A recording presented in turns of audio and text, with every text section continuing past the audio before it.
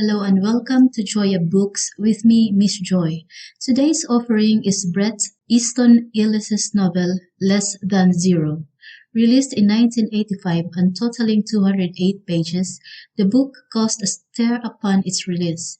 Sharing his views in the book today is author and teacher T.C. You're quite right, Miss Joy. It did cause quite a lot of controversy when it was initially released back in '85. Of course, it was Bret Easton Ellis's debut book. He's, I would say, more commonly associated with another of his books, American Psycho, which of course made into a film. Actually, this Less Than Zero was also made into a film, but perhaps a little less known than American Psycho, which of course featured a great role and acting performance from Batman's Christian Bale. This book, Less Than Zero, title, by the way, comes from an Elvis Costello song, and for a first book, it's quite a terrific achievement. I can see why it did win awards, and it met with enough critical acclaim to not be overlooked, because, of course, the subject matter is, well, it is by its very nature controversial. So let's dive into that. So the main character is this Clay character, this 18-year-old young rich college student, and he's returning to Los Angeles from college at New Hampshire just for 4 or 5 weeks for the Christmas vacation. It's all about privileged youth. They all drive Porsches, they eat at the top restaurants, go to the best clubs, they don't wait in line, certainly not.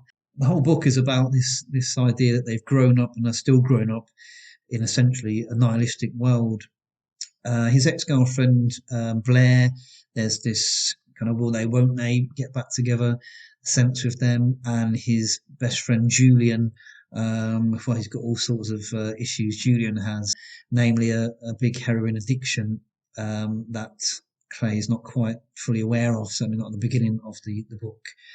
Of course, the book is all about what these kind of youths, if you like, get up to in this world where really the adults aren't shown in a great light. You know, the parents are all rich. For example, Clay's father owns hotels in Las Vegas, so you can imagine the wealth that we're talking about here, and you know the interactions that they have with their parents are limited, to say the least. I think Clay's father writes him a check along with his 2 sisters for his Christmas money.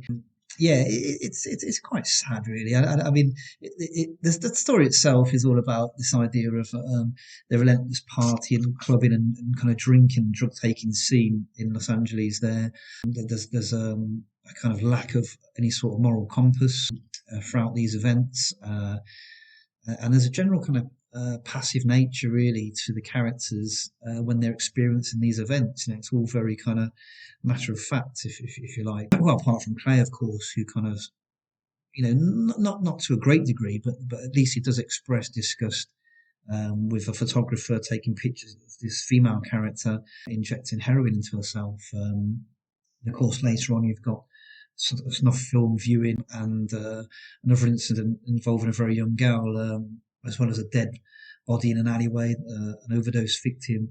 So you've got that kind of heroin kind of culture in the background that kind of permeates their life at times. Yeah, I mean, I just found it a really interesting story, to be honest. There's this nice idea of nature as well that kind of is at odds with this culture. The idea of coyotes eating cats at night.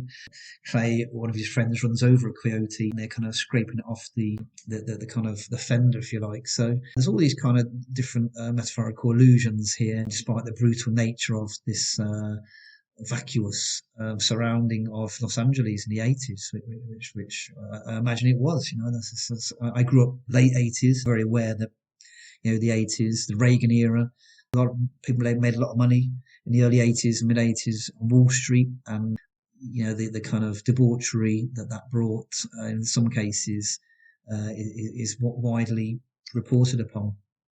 But like I say, for me, it was quite a depressing story, really, a little disheartening.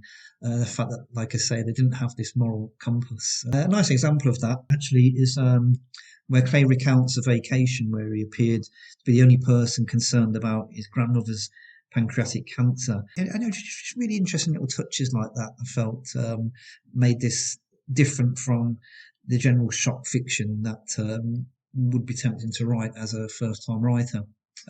Of course, the writing style is minimalist, but Easton Ellis is writing from the perspective of an 18-year-old boy, so it can certainly be forgiven. It's an essential aspect of the storytelling.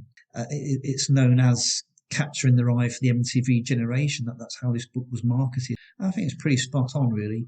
But like I say, the kind of coldness of it really comes across. I know that's also evident in American Psycho, another of his books. I know that there's a follow-up to the book called Imperial Bedroom, so I'm going to try and, this book makes me want to go and find that follow-up. So it's a good book when you want to know more about these characters and what became of them. So it's a success, and it's a definite book worth looking at. If you're very easily offended, then this will not be a book that you'll want to pick up. But if you're a little bit open-minded, you can handle these ups and downs, then mostly downs in this book, then certainly I would grab a copy. Well, thank you very much for your review of the book, TC. It sounds like a very interesting read, although perhaps not for the faint-hearted. Bret Easton Ellis's novel Less Than Zero is available from all good book outlets. Thank you for joining me, and please remember to like and subscribe.